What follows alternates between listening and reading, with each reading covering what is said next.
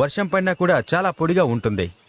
అయితే దీని దగ్గరికి మీరు కొంచెం జాగ్రత్తగా వెళ్ళాలి, ఎందుకంటే దీనిలో చీమల నుంచి తేళ్ల వరకు పాకే జీవులు చాలా ఉంటాయి.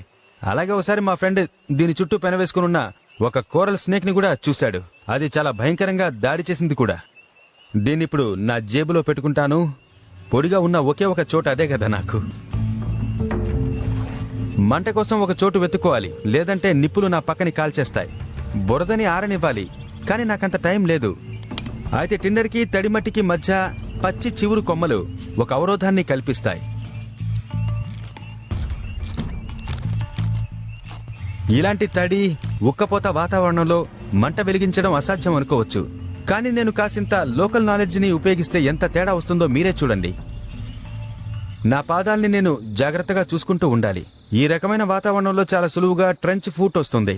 పాదాలు 12 గంటల కన్నా ఎక్కువసేపు నీళ్లలో నానితే